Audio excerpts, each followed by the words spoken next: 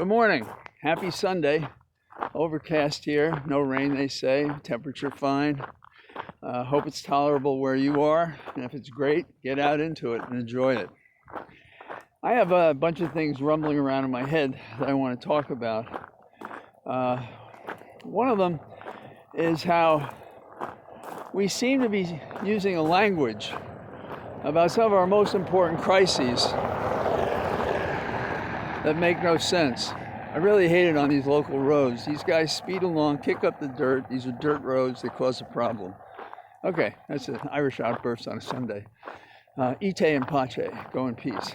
A good example of the language that I think they use on TV that makes no sense is the hesitance to take the vaccine. Hesitance. These people aren't hesitating. They are vowed not to take the vaccine. So why are we not requiring they take the vaccine? You may or may not be aware of the Supreme Court authority that says you can require people to take vaccines. It's a 1905 case. The defendant or the person who raised the issue was Jacobson, and it's up in Massachusetts. And he didn't want to take the vaccine. And they said, no, you have to. And they had a criminal penalty attached to it if you refused. And so he had to pay it, and it was a small penalty. But the principle was established. That is, you can require somebody to take a vaccine for the health of himself, but also for the community at large. So let's not call it hesitancy. We could call it tomfoolery, stupidity, moronic behavior, disinformation to lead people to endanger themselves and their community. We could call it a lot of things. But when the language doesn't reflect the truth, bad decisions are made. The principle, we've been over it before, GIGO, garbage in, garbage out. If you take information that's not any good on the going into the situation, it's not going to get any better coming out. Also, look at the coverage. We have this kind of language slip, and we keep talking like we're persuading people to be intelligent and do the right thing. Why isn't there a lawsuit against Fox for endangering American citizens, giving them false information about dewormers and other kinds of nonsense that only can hurt people affirmatively? What kind of a policy is this? Are they figuring that they're going to diminish the Democratic base with this when the most number of people without vaccines are in Republican strongholds, and they're basically committing a form of political and actual, at least endangerment, if not suicide.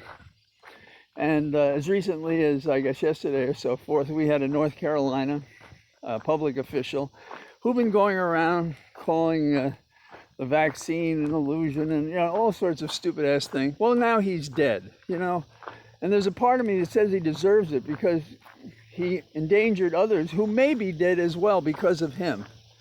And we have to start taking on these issues like what they really mean and what they're really about. These are life and death issues. We have people who are violating very basic safety provisions, and people are dying because of it. What's the other thing? We have this toxicity in our language that is not confronted when it occurs, involving elections. Our elections are safe.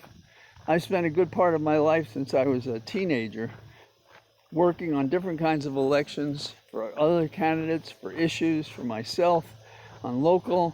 There was even a time as an assistant U.S. attorney on an election day when I, and I assume others that day, were on call in case anything had gone wrong in the election in New York, where I was an assistant U.S. attorney. Not one claim in the city of 8 million people that never sleeps at night. So what are we talking about? We are talking about a false claim that there's corruption in our voting because a man lost who was an evil character, who had no right to win, who didn't have the votes to win, and he's told this big lie, and legislatures are repeating that lie like it's true in order to suppress the vote that they couldn't get if the election was fair. We can't tolerate this nonsense. Now, what do we talk about? We talk about Afghanistan until the cows come home. We have, that's an expression out here in the country you may not be familiar with. And I mean, we beat it to death. Yes, people are trying to leave a country that has just been taken over by a criminal force, and they're threatening and abusing people even as we're trying to take Americans and supporters during the occupation out of the country. You know, people who have trouble figuring out to take a vaccine are upset with the multi-level problems facing our administration leaving Afghanistan. And the media helps them. The media, oh, this is a terrible thing, you know. Biden, he may be impeached for this. Really? Ridiculous. Well, our commander-in-chief, as far as I can tell, is responding to changing circumstances on the ground and doing it with intelligent policies to counter those developments as they arise.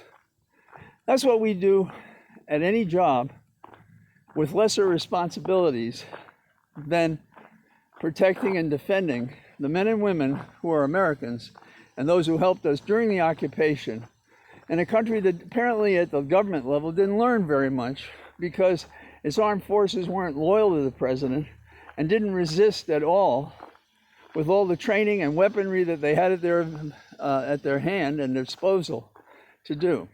So, what are our problems?